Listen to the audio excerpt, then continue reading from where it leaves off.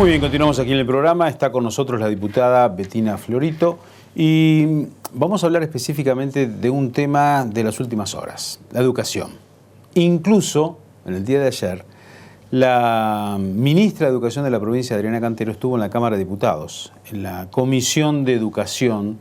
Y primero, bienvenida al programa, gracias por estar con nosotros, diputada. Buenas noches, muchas gracias a ustedes por la invitación. Bueno, a ver, ¿cuál es la primera evaluación que se puede hacer de la visita de la ministra?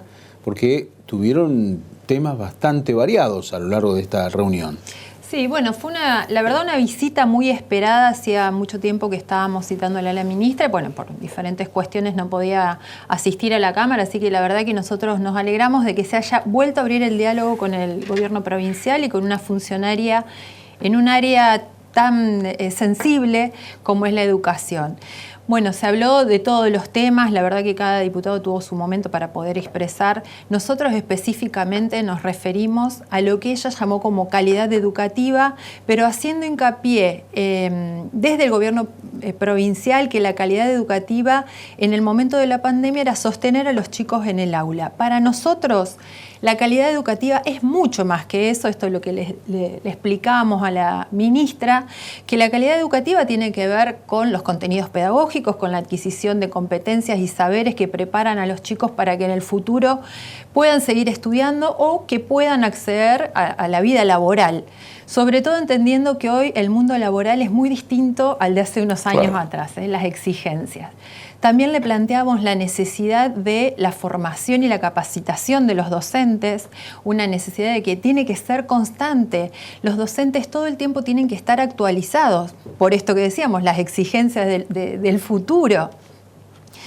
Pero también teniendo en cuenta la necesidad de que tengan una remuneración acorde a la tarea que están realizando. Nosotros entendemos que las paritarias tienen que dejar de realizarse días antes del comienzo de las clases. Es una vergüenza que empecemos todos los años con paro. Ya no importa de qué color político sea el gobierno, siempre pasa lo mismo sistemáticamente. Hace más de 10 años que venimos comenzando, en el comienzo de clase, hay paro, porque no se ponen de acuerdo, porque las paritarias se hacen sobre la hora.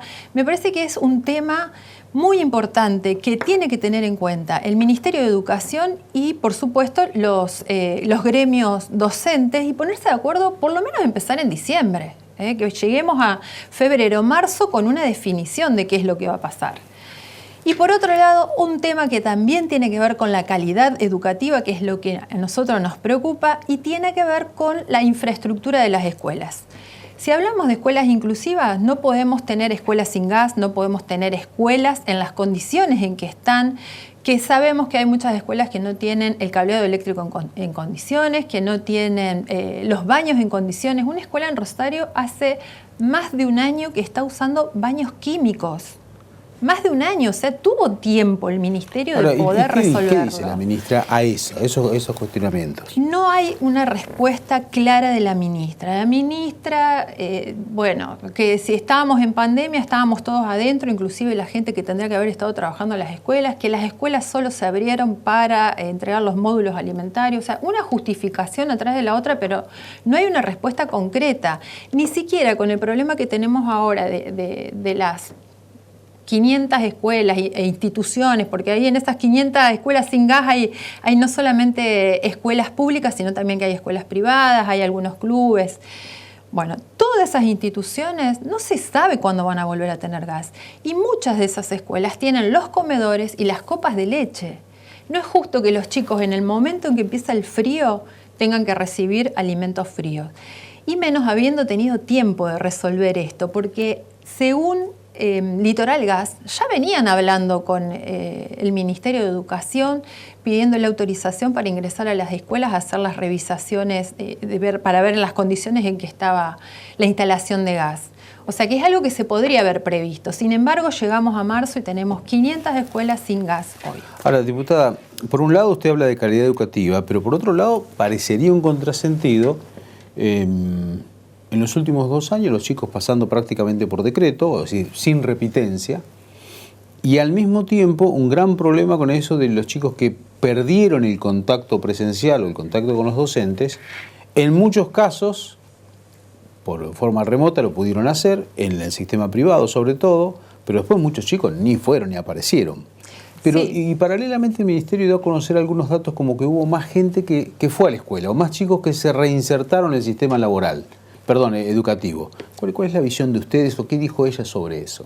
Sí, bueno, la ministra afirma que estos son datos que han transmitido las escuelas en relación a Ella dice que hay más chicos que fueron. Sí, ha aumentado la matrícula y sobre todo en la pandemia. La verdad, a nosotros nos quedan muchísimas dudas de cuáles fueron los indicadores que tuvieron en cuenta para realmente decir que hubo más chicos en la pandemia. Nosotros sabemos por boca de directivos que se han perdido muchísimos alumnos, que están tratando de recuperarlos, sí, pero que hay muchos chicos que en el momento de la pandemia se perdieron, no pudieron tener contacto por esto que vos decís, por el problema de la virtualidad, por el problema de que no podíamos salir a la calle, que no podíamos tener contacto. Es decir, que es como un poco extraño la justificación, que tampoco es justificación que da la ministra. Ella asegura de que hay mayor matrícula. Anticipó algo de la postura del Ministerio con respecto a esta propuesta de la Nación de extender el horario escolar para las escuelas primarias? Bueno, la verdad que no pudimos hablar sobre eso porque era algo que se había lanzado la noche anterior. Para nosotros es preocupante que el gobierno nacional, sobre todo, no haga un análisis, no haga una ronda, una mesa de diálogo entre todos los implicados, que son los docentes y los padres, que son los que se van a ver mayormente afectados. Pero también tienen que estar los sindicatos, también tienen que estar los gremios, también tienen que estar los ministros que recién el día viernes se van a juntar para hablar sobre este tema. O sea, se larga la medida, pero sin saber cómo, ni cuándo, ni cómo vamos a hacer. Se sabe que está la plata, pero ¿qué hacemos con los espacios? ¿Qué hacemos con las costumbres de cada familia? ¿Qué hacemos con los hábitos que tienen los chicos? La verdad que me parece preocupante que se tome una medida que podría ser muy buena, pero no habiendo hecho las consultas pertinentes y me parece que acomodándonos paso a paso.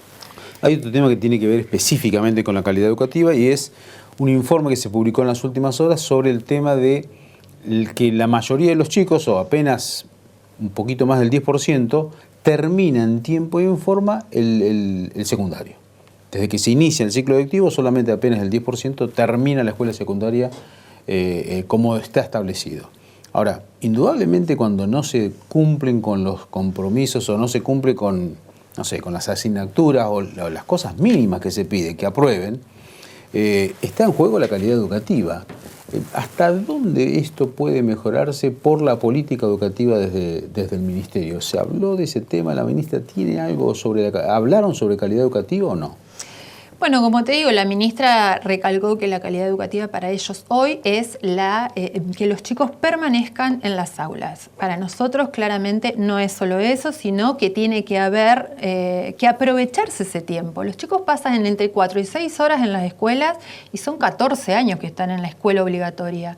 Me parece que tiempo suficiente para que salgan bien preparados, para entusiasmarlos, para que realmente puedan terminar el secundario, que es obligatorio. No puede ser que termine el 10% nomás cuando es obligatorio. Aparte son chicos que se pierden después en la vida, porque esos chicos son los que nosotros necesitamos que estén preparados para salir a trabajar, para que estén en una empresa, para que estén en una industria, para que estudien y se preparen y sean profesionales. No puede estar pasando esto y hacer como que no pasa nada. Realmente hacemos como que los chicos estudian en la escuela, pero muchas veces sabemos que no pasa eso. Las exigencias son muy bajas. Yo se lo dije ayer a la ministra. ¿Y qué dice? ¿Qué dice ella? No, bueno, en realidad fue por un intercambio de ideas en cuanto al concepto de la palabra caridad que nosotros estamos usando en la vía pública, donde nosotros tachamos y pedimos basta de caridad y pedimos más calidad educativa. Claramente usamos el concepto de caridad como se usa en la sociedad. Te doy, te cuido. Me da pena, entonces, bueno, te voy a ayudar con... A mí me parece que no es que hay que dejar de ser solidarios, sino que tenemos que poner el foco en las cuestiones importantes. Tenemos que exigirle a los chicos, tenemos que reivindicar el lugar del docente como aquel que puede evaluar, que puede tomar exámenes. Eso no existe ahora, no se puede evaluar a los chicos porque es traumatizante porque bueno, yo es escuché eso, que se vulnerado. estresan, dice que se estresan mucho Claro. los chicos si les toman una prueba. La verdad Pero a mí me que- llama la atención, primero, yo hablo con profesores universitarios que me dicen, los chicos llegan a la universidad, no comprenden textos. Claro, y en ese momento, ¿qué hacemos? Lo primero que va a hacer el chico es cuando se frustra 2 o 3 veces, no sigue la carrera. Y nosotros necesitamos que continúen estudiando nuestros jóvenes. Y realmente me parece que no es una exigencia, es el deber del Estado, es una necesidad de que nuestros jóvenes estén educados y es una evaluación la que nosotros pedimos que se haga para saber cuál es la base para proyectar y pensar nuevas estrategias en educación. Si no evaluamos, no sabemos cómo están nuestros jóvenes. Diputada, muchísimas gracias por su Muchas tiempo. gracias a vos.